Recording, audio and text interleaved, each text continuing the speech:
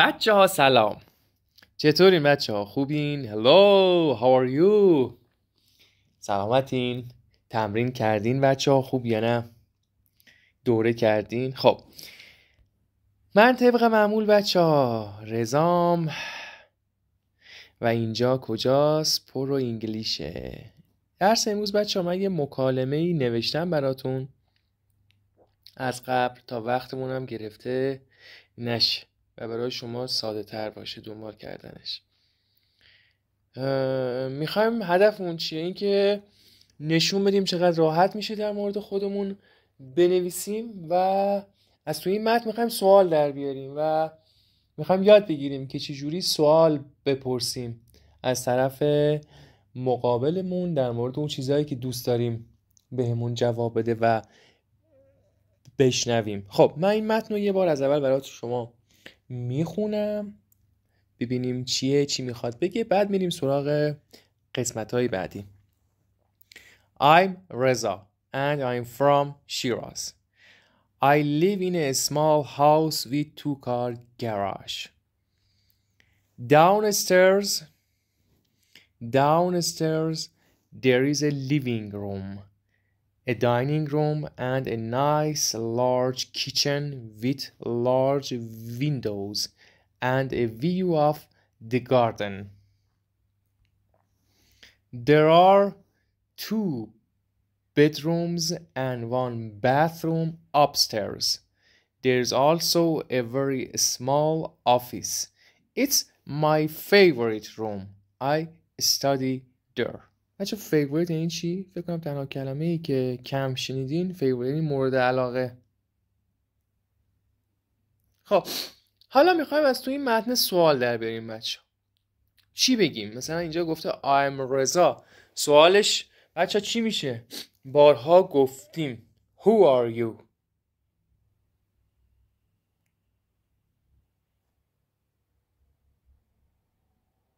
یا What's your name؟ اسمت چیه؟ I'm from Shiraz. سوالش بچه آفرین Where are you from؟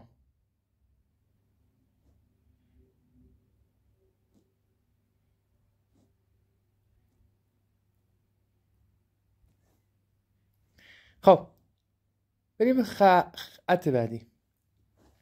I live in a small house with 2-car garage. سوال بچه اولین سوالی که میخوایم از یه نفر بپرسیم میگیم Do you live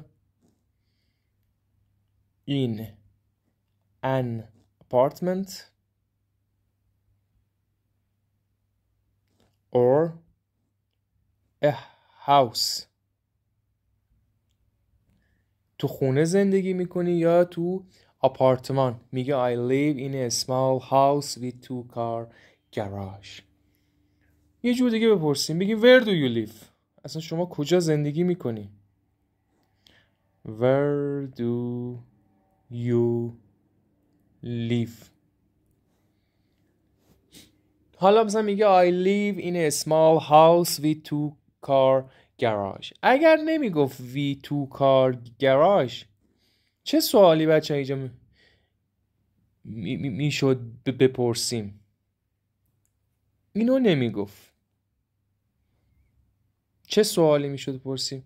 آفرین میگفتیم Do you have garage؟ اون میگفت چی؟ Yes I have 2-car garage. یه سوال دیگه با how many یعنی چند تا؟ بگین سوالشو. How many چی؟ How many car garage do you have؟ چند تا گاراژ ماشین داری تو؟ خب میریم سراغ قسمت بعدی بچه. Downstairs there is a living room, a dining room and a nice large kitchen with large windows and a view of the garden. خب الان بخوام سوال در مورد این تیکه بپرسیم چی میتونیم بگیم بچه؟ گفته downstairs، یعنی خونش بچه یه طبقه دیگه هم داره که وقتی میاد میگه از طبقه پایین شروع کرده به توضیح دادن. یه سوال کلی میتونیم بپرسیم وقتی میگه من توی یه خونه کوچیک زندگی میکنم و فلان اینا، میتونیم بگیم آقا خب بیشتر توضیح بده در مورد خونت. چی میگیم؟ میگیم what's it like، اون چجوریه؟ میگه بعد شروع میکنه با توضیح دادن خونت چجوریه، میگه downstairs there is a bla bla bla bla bla تا آخر. و یه سوال دیگه how many floors does it have. How many floors does it have؟ چند تا طبقه داره؟ چند تا طبقه داره؟ خب توضیح میده، میگه downstairs there is a living room. این جواب اینه بچه ها what's it like، چجوریه خونت؟ میگه downstairs there is a living room, a dining room and a nice large kitchen with large windows and a view of the garden. خب میریم بخش بعد. There are 2 bedrooms and 1 bathroom upstairs. There is also a very small office. It's my favorite room. I study there. همه این یکی پاراگراف بچه ها و این یکی پاراگراف اینجا جواب اینن what's it like، چی جوریه. خب downstairs رو گفت، upstairs هم اینجا داره میگه there are 2 bedrooms and 1 bathroom upstairs. There is also a very small office. It's my favorite room. I study there. خب سوال بپرسیم از تو این تیکه how many با چند تا how many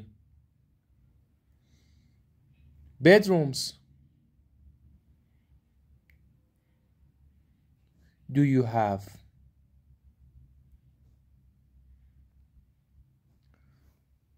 چند تا اتاق خواب داری؟ جواب میده there are 2 bedrooms. سوال بعد با همون how many. اینجا چرا این how many رو من اینجا اینجوری نوشتم؟ چی نمیگین بچه ها؟ how many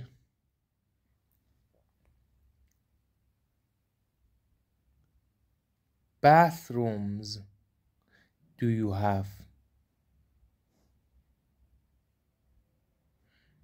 چند تا حموم داری؟ میگی I have one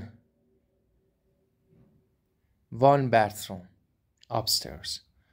به همین سادگی بچه ما یه متنی رو نوشتیم، سوال طراحی کرد. یه سوال دیگه بچه ها میتونیم بگیم در مورد این favorite.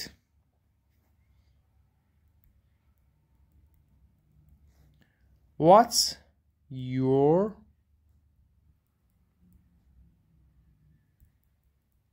favorite room؟ اتاق مورد علاقه تو چیه؟ میگه there is also، یعنی همچنین بچه ها there is also a very small office. It's my favorite room. I study there. یا مثلا یه سوال دیگه where do you study؟ کجا تو درساتو میخونی؟ کجا مطالعه میکنی؟ Where do you study؟ بخوایم یه جواب خوشگل از تو این در بیاریم بچه چی میگیم؟ من میگم I study upstairs. There is a very small office. It's my favorite room. I study there. خب بچه ها متنای اینا همش که بارها گفتم یه سر نخواهی برای شما، برای اینکه بتونین مکالمه کنین و متن بنویسین. شبیه این شروع کنین به نوشتن، سوال طرح کردن، سوال پرسیدن از دوستتون، از پارتنرتون. اینجا یه چیزی رو به عنوان یه چیز جدیدی رو اولین بار من گفتم. how many. یه کلمه سوالی بچه ها، یعنی چند تا.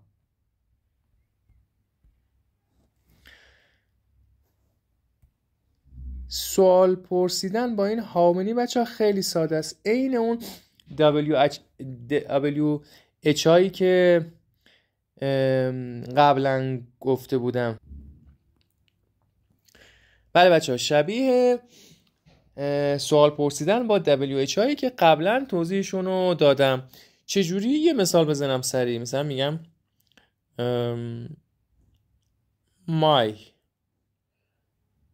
home has 2 windows.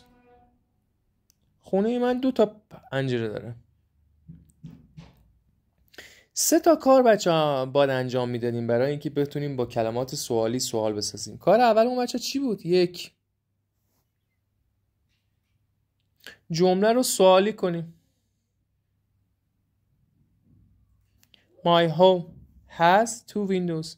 فعل کمکی داریم؟ نه. فعل کمکی سوم شخص ها چیه؟ does.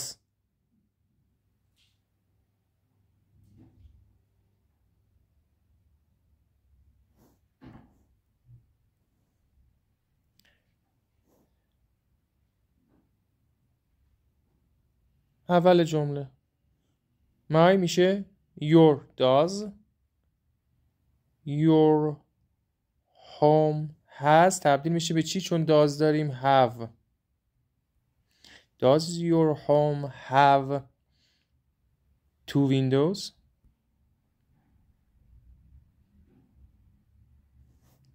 آیا خونه تو 2 تا پنجره داره؟ کار شماره 2 کلمه سوالی رو بیاریم اول. how many.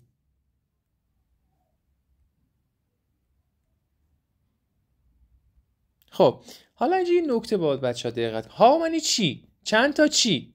how many windows. میاریمش کنار how many. how many windows does. این دادم که وسط جمله احتیاج نیست. does your home have. کار آخر بچه چی بود؟ جواب و خط بزنیم. 2 رو دیگه اونجا چی؟ نمی نویسیم. به همین راحتی ما سوال ساختیم. how many windows does your home have. مثل اینجا بچه ها نگاه کنیم. how many bedrooms. چند تا چی do you have. how many bathroom. how many bedrooms do you have. یا نمیدونم یه سوال دیگه. how many floors. چند تا چی does it have. تمرین کنین بچه ها، جمله بسازین با اینا که ملکه ذهنتون بشه. بچه ها تمرین کنین، ببینید چقدر راحت زبان یاد گرفتن، چقدر آسونه، چقدر با همین کلمه‌ای که تا الان یاد گرفتیم کلی ما میتونیم حرف بزنیم، سوال بپرسیم، مکالمه درست کنیم. خلاصه خیلی کارا میشه کرد. همیشه این تو ذهنتون نباشه که الان من باید نمیدونم 20,000 تا لغت بلد باشم، کلی گرامر باید بلد باشم. نه، خیلی ساده تر از این حرف هاست که شما فکرشو میکنین که بتونین انگلیسی صحبت کنین. دیدین الان من یه متن رو به چه راحتی اینجا نوشتیم، تمام کلماتش رو شما میدونستین. قطعا اگر خودتونم فکر میکردین بهتر از این میتونستین متن رو بنویسین. حالا من یه متن ساده نوشتم، دیدین که چه سوالای ساده هم میتونستیم طراحی کنیم. بچه ها روز خوبی داشته باشین، تمرین کنین، دوره کنین. بای.